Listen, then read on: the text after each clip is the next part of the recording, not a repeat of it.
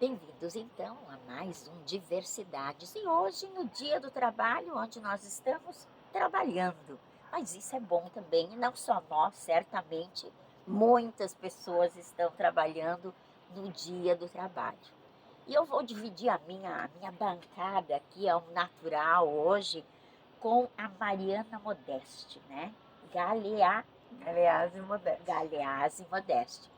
A Mariana é de Estrela, é uma psicóloga e vai dividir comigo hoje o nosso espaço aqui, que nós estamos aqui num lindo lugar ao ar livre, né?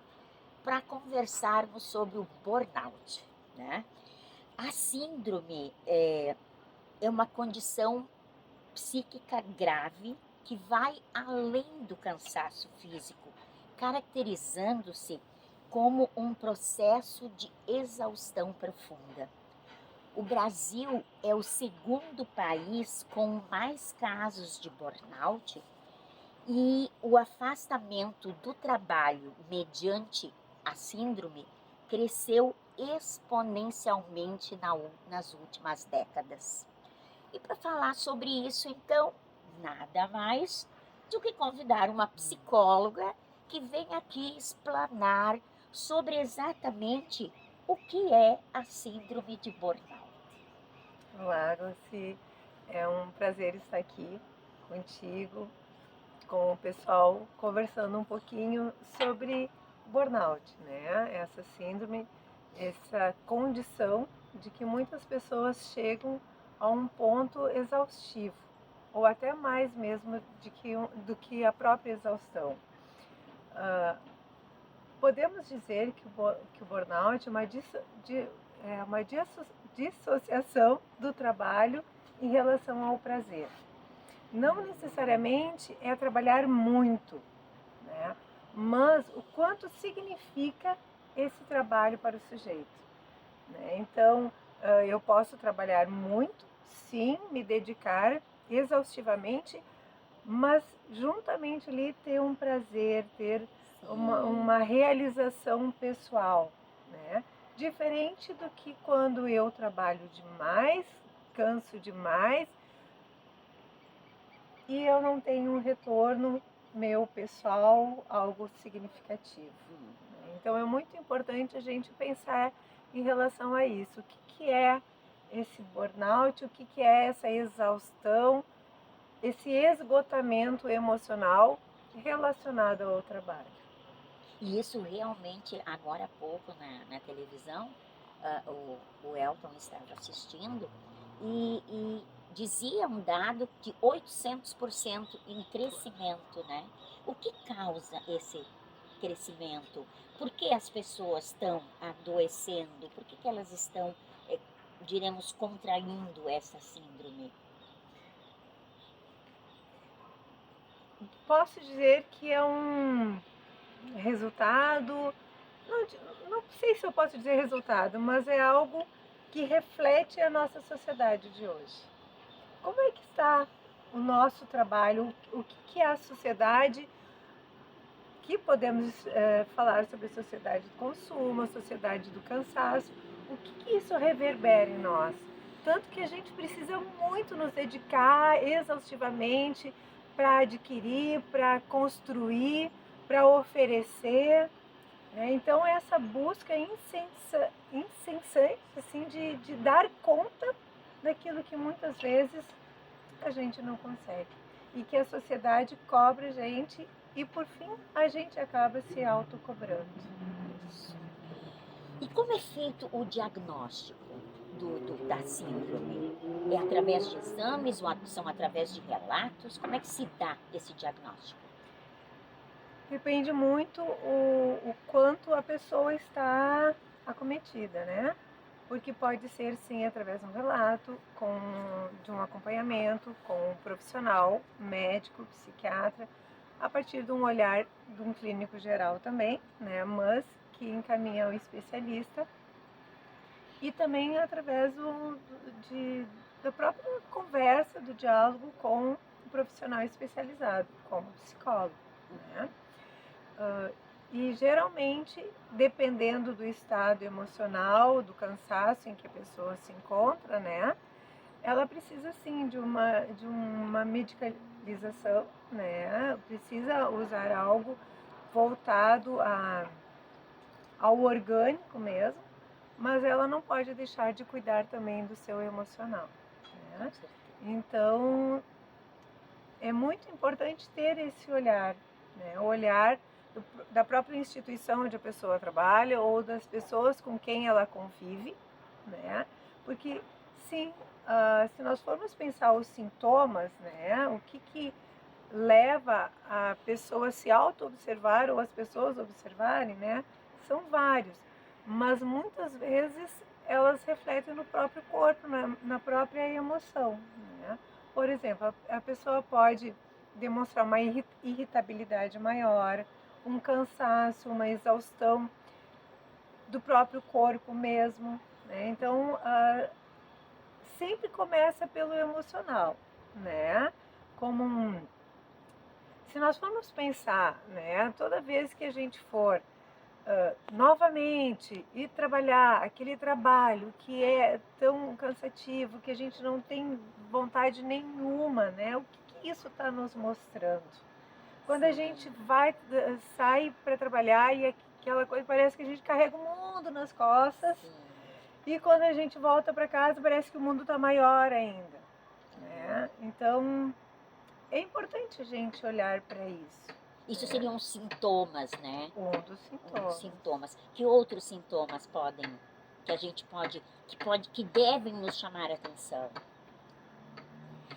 Olha, até nós podemos pensar nos próprios sintomas, assim, que às vezes nos passa despercebido, como uma alopécia, como algo, uma gripe repetitiva, né? Algo que nos leva a um estado febril, né? Aqueles sintomas repetitivos que às vezes não tem como uma causa específica, né? Uhum. Mas que sim, que nos acomete, né? Então pode, em caso mais grave, né, pode levar até uma ansiedade de repetição e também uma depressão, né? E há uma forma de diferenciar um estresse comum, um cansaço da síndrome de burnout? Nós podemos pensar assim, o estresse, o cansaço de um trabalho, sim, ele existe, né? Porque isso vai muito de uma dedicação da gente, né? Uma preocupação. Mas quando é muito ao ponto de nos adoecer, aí é que está a importância dessa observação.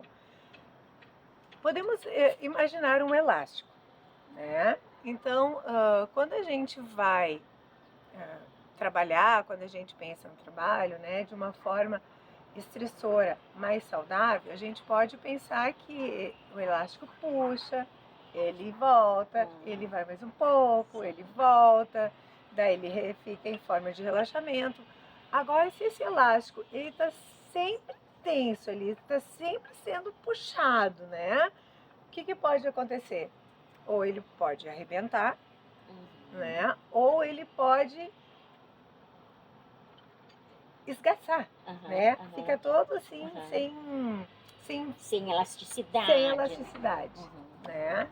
Então a gente pode pensar assim, de uma forma, o estresse e o burnout. Sim. Algo assim que diz de uma normalidade, né? De algo esperado dentro do universo do trabalho, mas algo que já não tem mais essa flexibilidade do dia a dia. Interessante, né? Interessante essa analogia, né, do elástico, né? Após pandemia, né, no período da pandemia, surgiu o home office, né, que foi assim um processo bem acentuado e continua em alguns segmentos ainda temos, né? E a hiperconexão, né? Estamos numa época assim de uma hiperconexão ao celular, ao computador, né? Essas duas formas, tanto o home office como a hiperconexão, elas mudaram o cenário do burnout? Aconteceu mais, aconteceu menos? Propiciou mais situações? Eu diria que propiciou e continua proporcionando, né, essa exaustão maior, porque a dificuldade em se desconectar aumentou ainda mais. Dias atrás eu ouvi de uma paciente uma fala que eu achei muito interessante e a gente pode pensar a partir dela, né? Ela disse: parece que todas as minhas gavetas elas estão abertas e eu não consigo fechá-las, porque eu abro uma e antes eu organizar ela, eu já abri outra, então essa ficou aberta, mas eu já estou organizando, eu tenho que voltar para a anterior, e daí no fim eu estou com todas as gavetas, ou podemos pensar, abas do computador aberto, né? E também pensamos assim, esse estímulo, né, que a gente que está ali posto para nós na frente, né? A gente está sempre envolvido nisso.